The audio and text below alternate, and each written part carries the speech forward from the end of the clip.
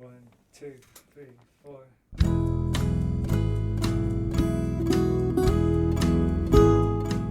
Hello, you're listening to the SKYLIT Books podcast series.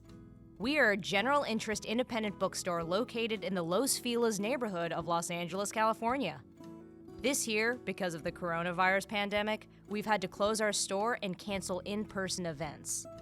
But SKYLIT is your neighborhood bookstore, and we are finding ways to create community even while we're far apart. In the coming weeks, we'll be putting out lots of new audio content to help you discover new books, connect with authors, and check in with your favorite booksellers. To learn more about how you can help keep SKYLIT alive, please visit our website at skylitbooks.com or check out our social media accounts on Twitter and Instagram. You can subscribe to the podcast on Podbean, iTunes, and Spotify. Thank you for listening and enjoy.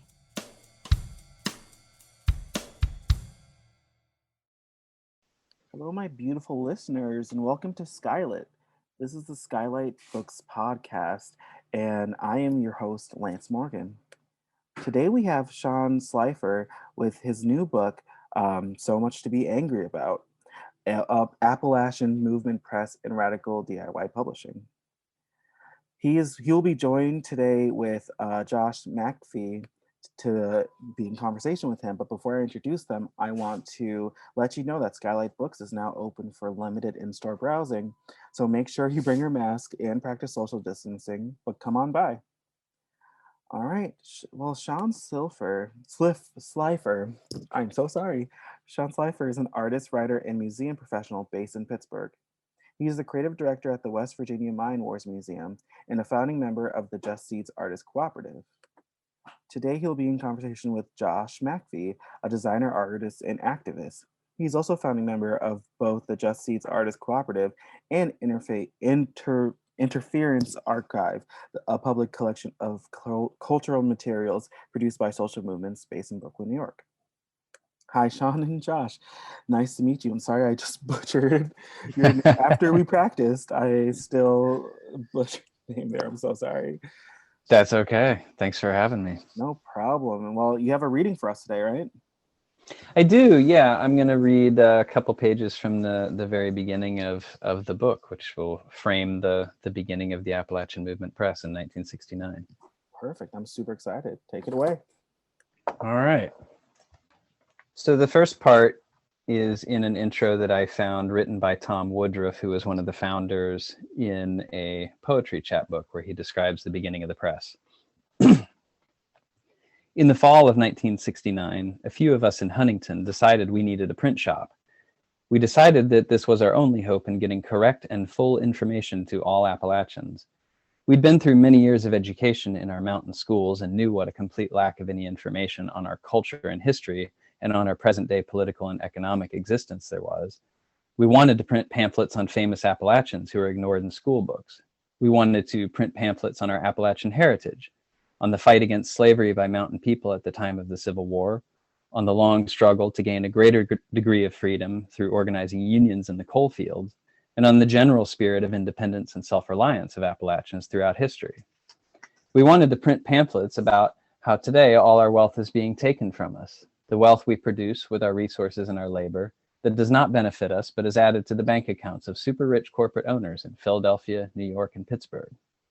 Early in 1969, after battling years of public resistance and organized conservative red baiting, a small group of students at Marshall University in the southern West Virginia city of Huntington finally gained official college recognition for their chapter of the National Activist Network Students for a Democratic Society, or SDS.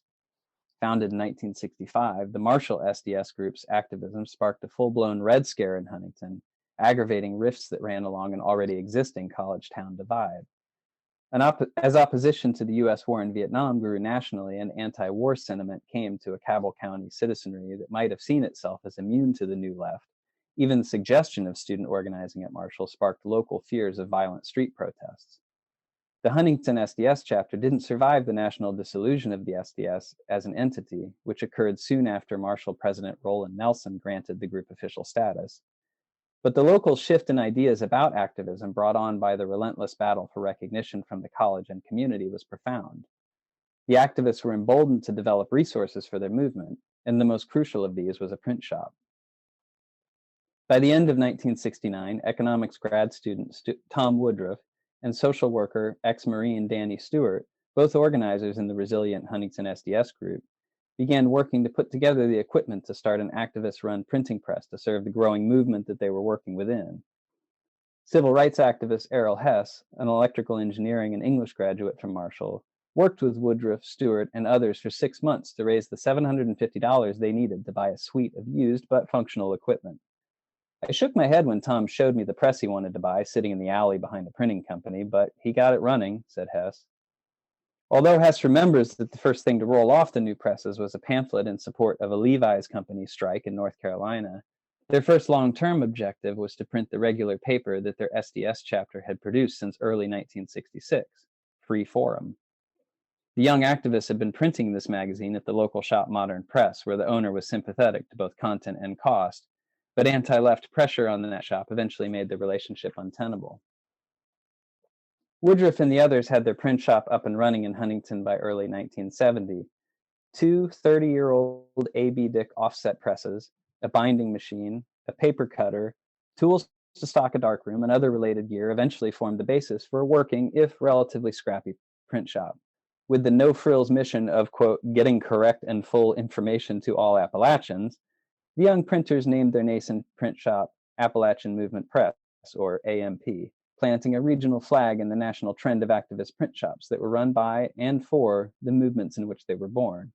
As well as filling a pragmatic niche where equipment was needed to realize their own local needs, Woodruff, Stewart, and the others began developing a radical, independent regional press with the overall mission of uplifting Appalachian people to self-determination.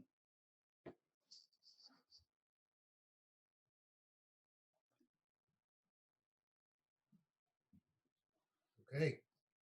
That was great. That's a really great frame for us to jump into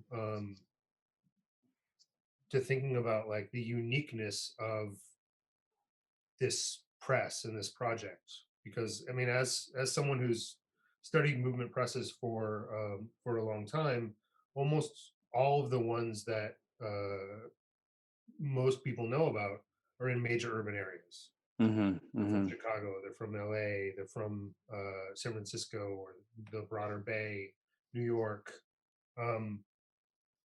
What brought you to first learning about Appalachian Movement Press and to sort of getting an interest in what would become eventually this book, tracking down the people that were involved and sort of doing this archival work of sort of unearthing a project that outside of Southern West Virginia, almost no one knows about? So some of my work with the West Virginia Mine Wars Museum, which is in the Southern West Virginia coal fields, had already, put me in a position where I was learning about these more regional events and histories, stories, and organizations that really didn't seem to have a lot of exposure outside of the region. I live in Pittsburgh, but I travel down to Southern West Virginia quite a bit. And well, I was actually down there for a wedding just a few years ago at the Appalachian South Folklife Center, which was founded by Don West and Connie West, who figure prominently in Appalachian Movement Press's history. They founded this Folklife Center in 1965, I believe, but I didn't know anything about it. I was there for some friends' weddings, and one of the people getting married, actually, when he was making his rounds, handed me this little, what looked like a photocopied zine. I would have called it a zine, this little poetry chapbook. And he said, "Oh, Don West, founded this place. You should check this guy out. You'd really love him. He was really incredible." And then continued making his rounds around this giant wedding. And I sat down and looked at the chapbook, and on the back of it was this logo, this miner's pickaxe. It just said Appalachian Movement Press. And I knew what a movement press was, but I'd never heard of this place, and or really any movement press in the region at all. And that also, I assume, backdated the the publication I was holding to potentially before I was born, so sometime in the mid 1970s. And I remember taking a picture and texting it to you and to Alec Dunn, because you guys run the Signal Journal of Political Graphics and Culture, and I figured if anyone had heard of this thing, you guys would have heard of it, and you hadn't. And then pretty soon you said, "Why don't you actually go digging for these guys and figure out what they were about and write about it for Signal?" Which I agreed to do, and then sat on for several months because I really had no idea where to start. And then eventually wrote what ended up being a sketch for the larger book that is now out on West Virginia University Press. I think the fact of the people who ran Appalachian Movement Press not being particularly concerned with their own authorship or their own printing for them seemed to be a means to an end. So the idea of Appalachian Movement Press as an entity had never seemed to be important enough to them to perpetuate, left a gap in the record where I had to maybe libraries had things that were printed by them, but they weren't cataloged necessarily under that Appalachian Movement Press as a banner. So that made some of the initial research pretty difficult, but I got really obsessed. That's how I had to pull it off.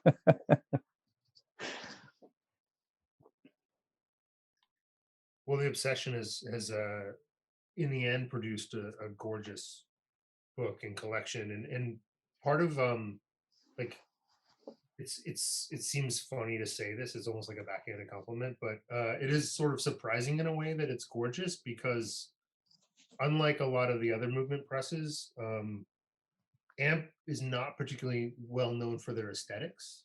Like there's another recent book about a movement press by Danielle Aubert about the Detroit Printers Co-op, Yeah. which they produced an interesting and wide range of materials, but one of the things that a lot of it has in common is it has this very kind of bespoke amateur design sense that is very interesting and is like very popular today. Mm-hmm. And that can't really be said for AMP. Like, can you Yeah. talk a little bit about like maybe they're like almost anti-aesthetic? Yeah, I mean, I think for it, certainly one of the early things for me, I'm an artist, and in the work that you and I do with Just Seeds, and that all the artists in that cooperative do, we're always kind of knocking around within the history of design on the political left, and then pushing at the margins of what can be considered to be political graphics. And then I come to something like Appalachian Movement Press, and it's so stripped down and austere. One word that I've heard ascribed to it is workmanlike. And I think that that it's probably true that at first I was less interested in what they were doing for that reason, because I think I was looking for some aesthetic behind all of that. But in fact, the austerity is the aesthetic. I think they were so concerned to get various types of publications just into people's hands. The printing and the distribution was really important, but as long as the layout was clear and coherent, they were good to go. And so most of the covers that you'll see in the book are text only, just very bold text, title, author, and then even when they changed their logo to say, it used to say labor donated at the bottom, and then at a point they changed it to say union labor donated. And they didn't even, if you look closely, it's like the word is just kind of clearly pasted on there, the word union. They weren't fussy. They did, as I found out deeper into my research, and you'll see in the book, there's a children's book in there, for example, they did work with artists, but they didn't work with artists in any kind of like consistent aesthetic way. Do you think, the late 60s and early 70s were, I mean, to use a term that's being thrown around a lot today, even, it was a moment of intense kind of culture war. being like the weirdos in the streets, so to speak, you know, the hippies and dropouts and long hairs, and and the man.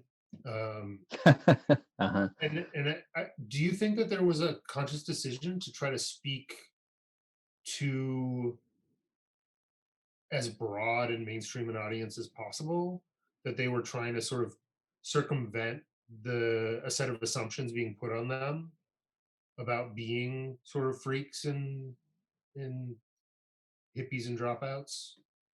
Yeah, I think so. I mean, I don't know enough about, I never got a sense that they really considered themselves to be freaks and dropouts to begin with, most of the core people in the press. But I also think that, um, some of what you're asking is probably reflected in the initial struggle for the SDS chapter in Huntington. I mean, the what they were looking to do was form a chapter of a national organization, and even the fact of them wanting to organize in any kind of leftist sense was, um, there was such a backlash to that, and the idea that there would be these violent street protests and whatnot, that they had to push really hard just to even kind of say, no, look, we're just planting a flag of anti-war movement here, but that doesn't necessarily mean that we're going to overrun your town with counterculture. I mean, it almost doesn't appear that there was what you might call a counterculture so much as, people who were, primarily concerned with workers' rights, people's history, and an increasing movement against strip mining, as a few examples, and black lung. You do get, and I talk about this in the book a little bit, there was a magazine out of Mingo County, West Virginia, which is all the way down south, called The Mountain Call, and those folks were really a bit more counterculture in a way that I found to be really unique and really kind of a hybrid. They managed to be kind of dropout culture and pro-union at the same time. They managed to have a very playful aesthetic,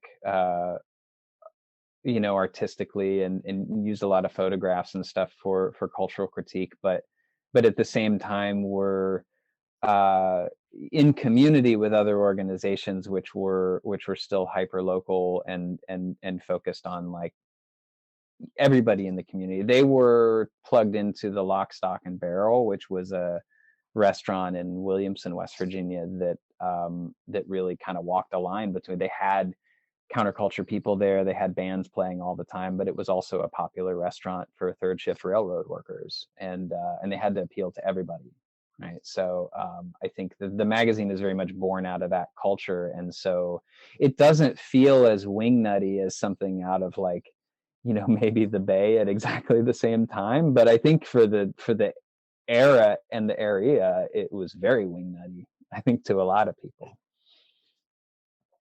So speaking of wingnutty, let's go back and talk about these kids' books. Sure.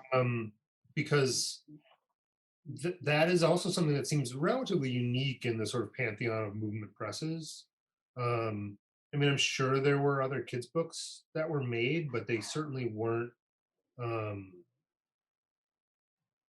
They're not what people remember. Like I can't think of a single other movement press that sort of consciously and focused on producing literature for children. So like, tell us about, Lazar and Boone.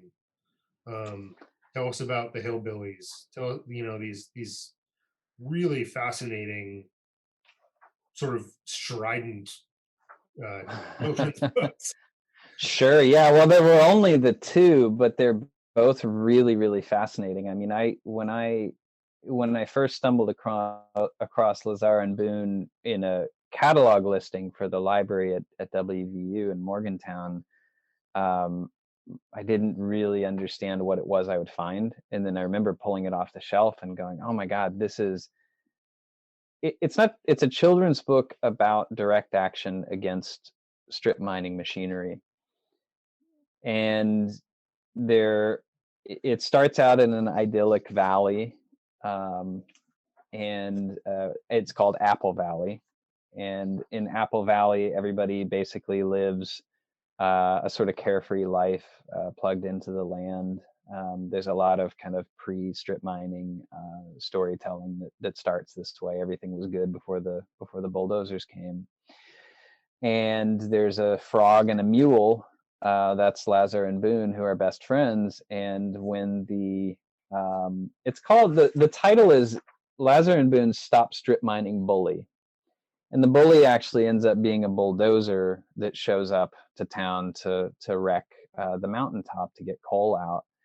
And initially they go and try to talk to bully the bulldozer, but the bulldozer doesn't respond because it's just a bulldozer and it's not personified. And so then they decide that the next best thing they can do is blow up the bulldozer, which they do, and then they're able to use the scoop of the bulldozer to reflect the sun back into heaven and communicate with God afterwards. It was a really striking story, and I just was really glowing after I read it. Like, my God, I've never even seen anything like this. And I was able to track down Margaret Gregg and Mike Clark, who wrote and illustrated it, and talk to them.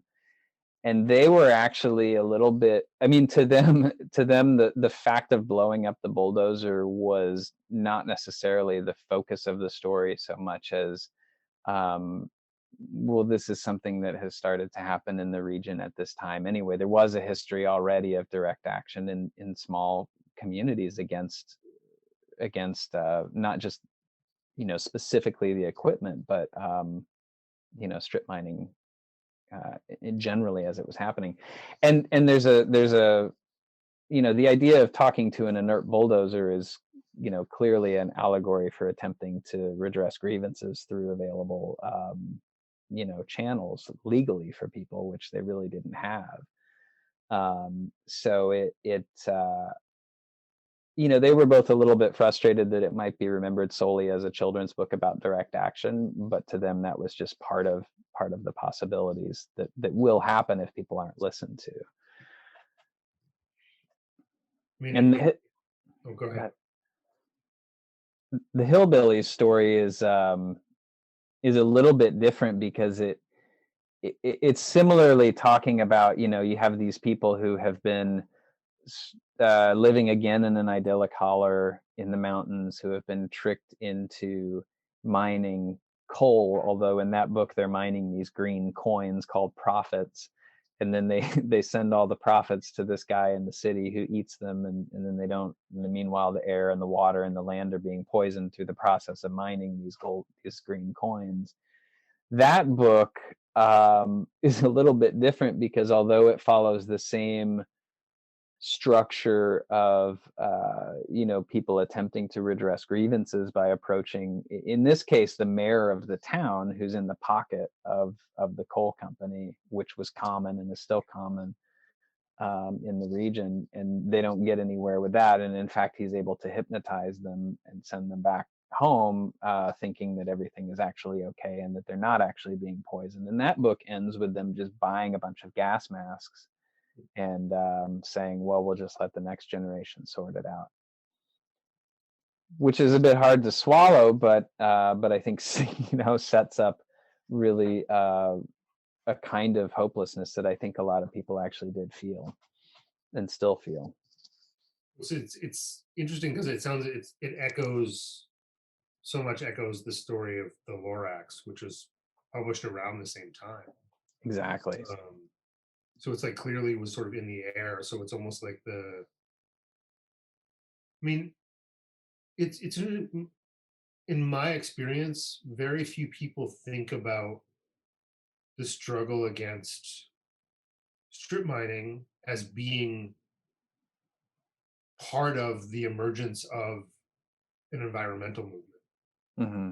But that's clearly what these books are positing, that this is the struggle that has as much to do with our relationship to the earth as it does our relationship to our labor capacity. Yeah, exactly. I mean, I think they are walking a fine line between coal as the dominant resource and an employer in the region, and the increase in environmental destruction that comes from that particular style of mining.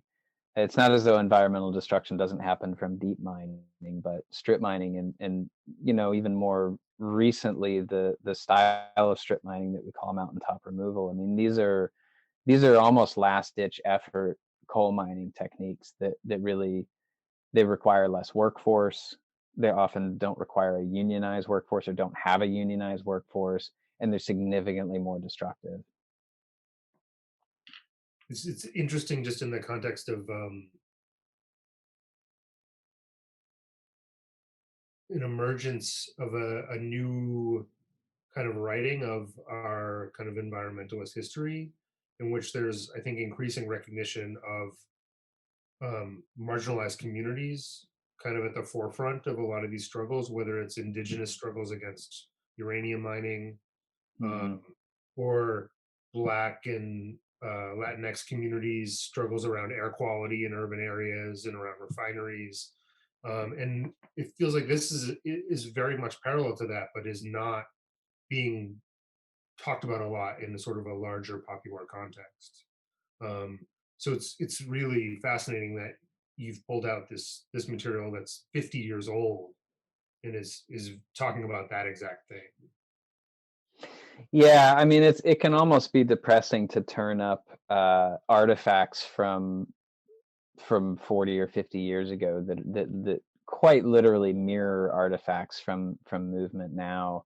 One of the things that I found in one of their late catalogs was a sticker that the people running Appalachian Movement Press at that time made, and and the sticker said something to the effect of, don't drink this water. This water has been contaminated by, a set of chemicals that they list.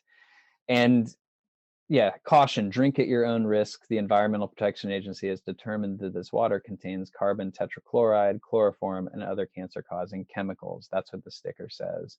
That sticker was made in 1977. I saw a version of that sticker pop up around the shale fields in Pennsylvania and New York, where we live, probably just about 7 or 8 years ago, not that long ago. The struggle this is a natural gas extraction method that sticker was referencing, but here in 1977, they're talking about the effects of strip mining, and it's exactly the same tactic. The sticker was meant to be put on drinking fountains. That's Yep. what I forgot to say. So you would slap it on the drinking fountain so that people would think twice about drinking that groundwater.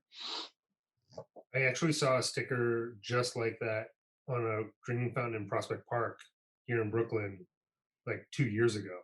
I don't think it's See? actually true in this case, but it's the intent that counts.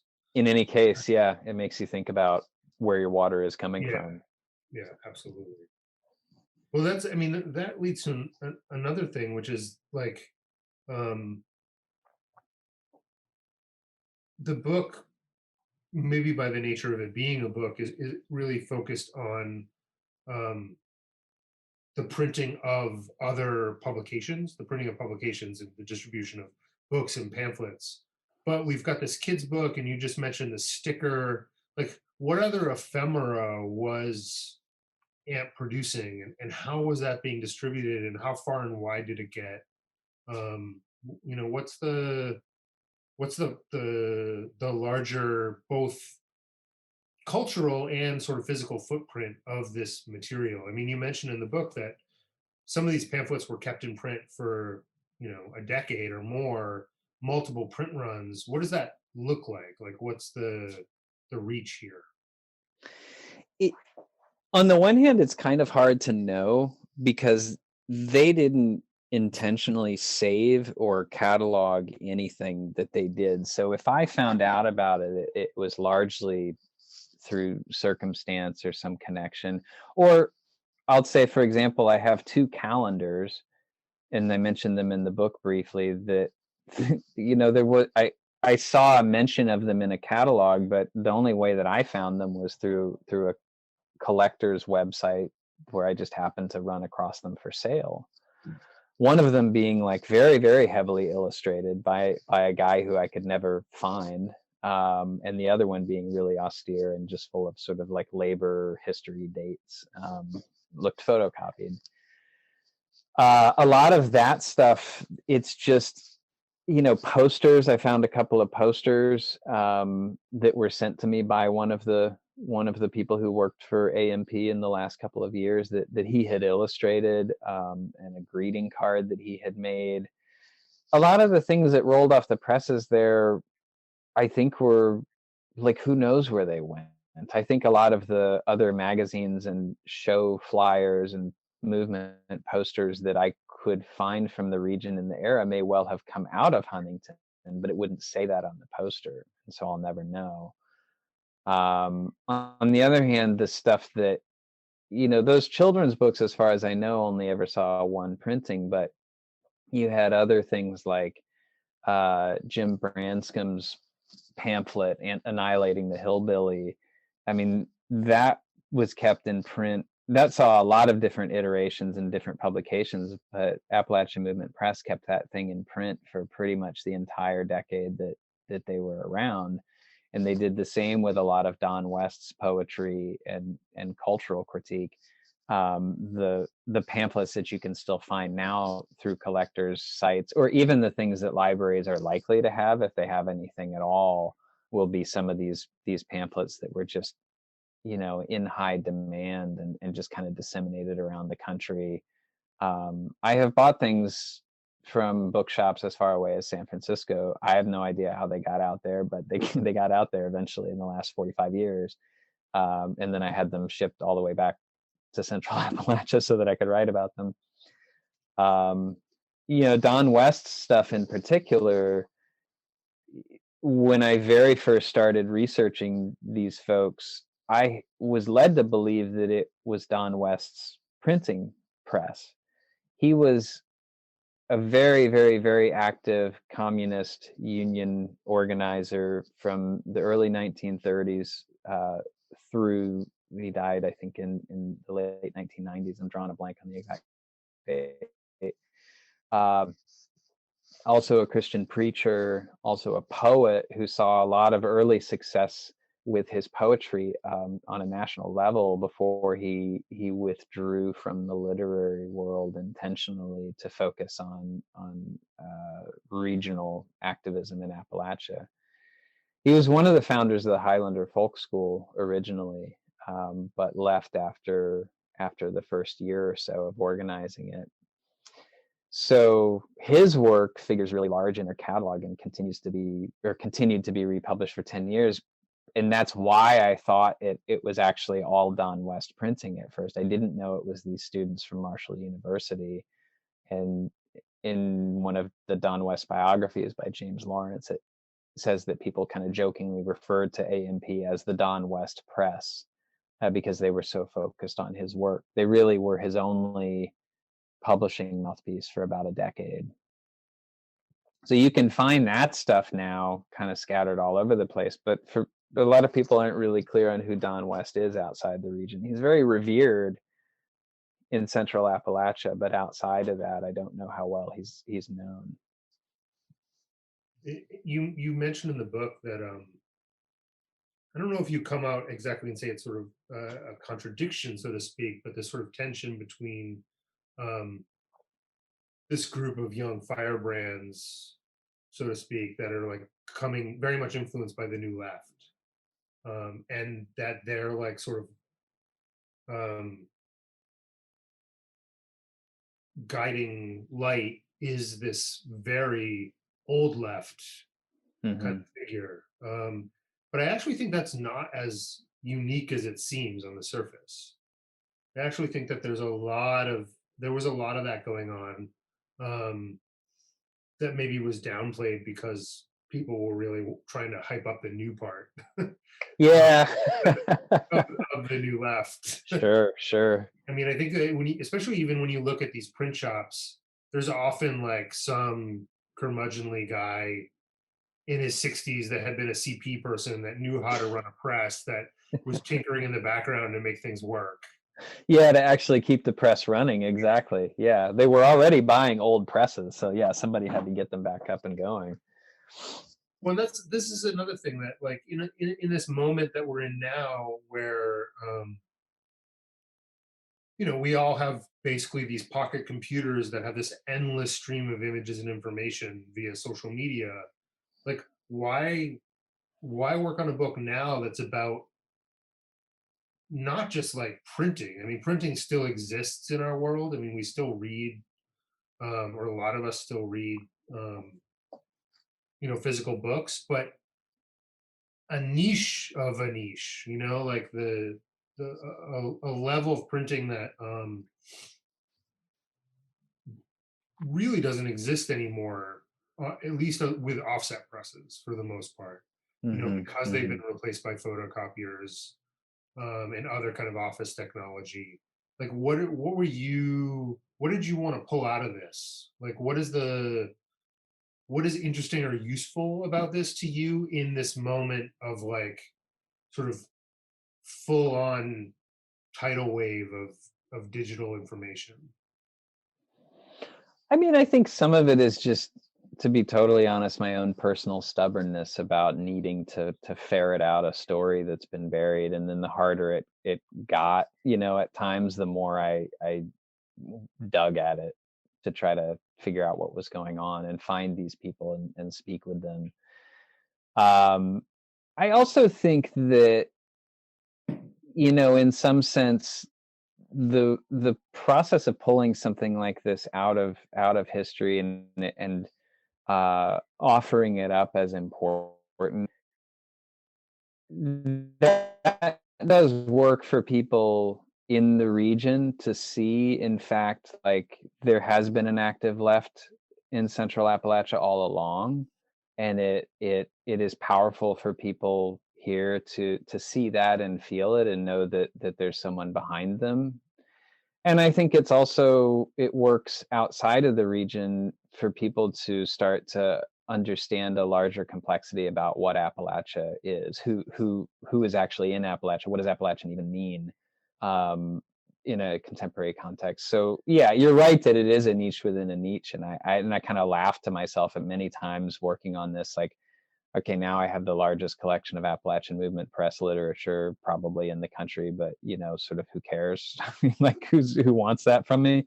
But I think it's really important, just for even for people who I have met some people who just found one of the pamphlets at a thrift store or something, and just the fact that it even happened, the fact that that pamphlet, which looks like what we would now call a zine, was created by some people in their 20s and early 30s, you know, maybe before the finder was born, is really, really powerful, because then you don't feel alone. You don't feel isolated in your sense of, like, what you hope for your region or community, or what you hope politically. You see actually that people have been fighting. I mean, I think we do work like this with the West Virginia Mine Wars Museum. I mean, it's very much about trying to um, give a voice for storytelling and the history to people in the region, particularly to the stories that were intentionally buried about the struggles between 1900 and 1921 that we talk about. But it's also for people who don't know that much about the region to come in and see it from a different light, and actually start to complicate their understanding of what it might mean to be in a multi-generational coal mining family, and what those struggles look like, and see them in the national context.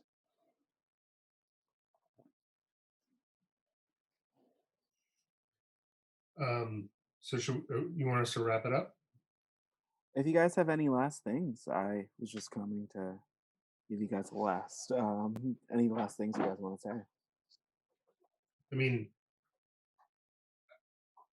I don't need to necessarily say this now, but it's just on my head that the fact that these pamphlets are showing up in the catalogs of these lefty ephemera distributors makes me think that that's pretty good evidence that they were, like, these people mostly get their stock by buying collections from old lefties. So my guess is they were circulating the AMP stuff was circulating in the larger New Left. Maybe not at the same level that like the Black Panther paper was, but at a level at which they were squirreled away and kept, and eventually, like when people passed away, their kids sold them to dealers. So Yeah, right. so it probably had more reach than they even knew. I think you're right. I've definitely spoken even to older generation activists here in Pittsburgh about what I was doing, and often they are kind of like, "Oh, yeah, I think I do remember that. I think I do remember those pamphlets," but I think it speaks a bit to the mission of AMP that they don't know exactly who it was that was printing them.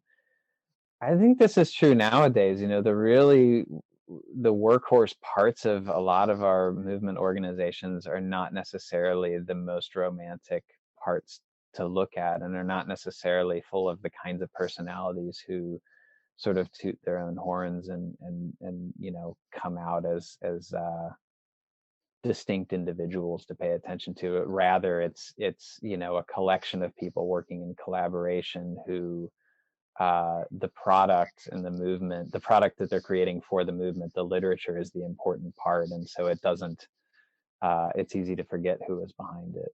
I mean, all of the people that I interviewed went on to do a lot of other really interesting things with their lives, and they just kind of like passed through this print shop for a couple of years in Huntington, West Virginia, and moved on. And I cold called them 45 years later and asked them about this thing that they'd been doing that they hadn't thought that much about. Once I asked them about it, they were able to open those doors in their head and start to remember some of those stories and things, but no one had ever said that particularly mattered.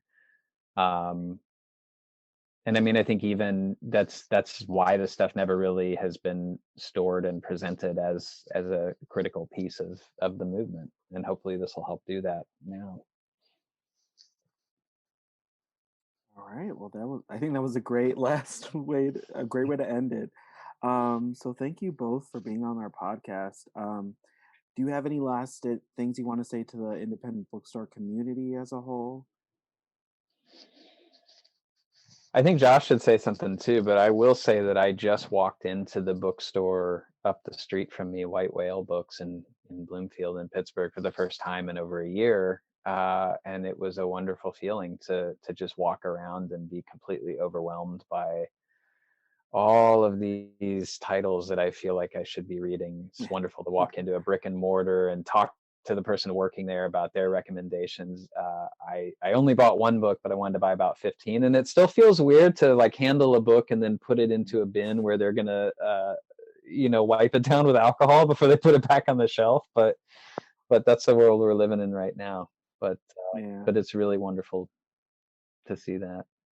Well, that's great. Josh, you?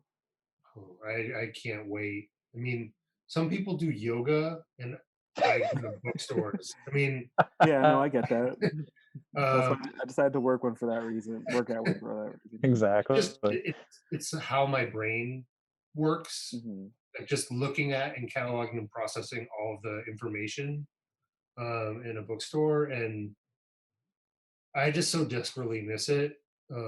My local shop still only does curbside pickup. Mm-hmm. So I'm thankful for that, and I definitely try to buy books in a way just to support them as much as anything else, and to support authors and publishers.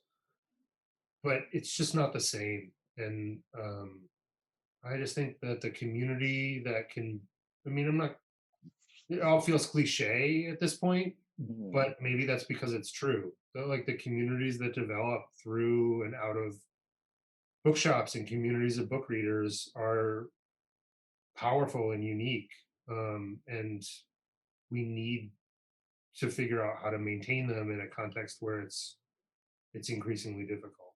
Yeah. Well, I think things like hearing you two speak and getting your books and other authors' books like this will definitely help. So thank you guys for being a part of that and for coming on SKYLIT Books Podcast. This has been Shaun Slifer and Josh MacPhee. MacPhee, I don't know how I'm pronouncing it. I'm really emphasizing the A there.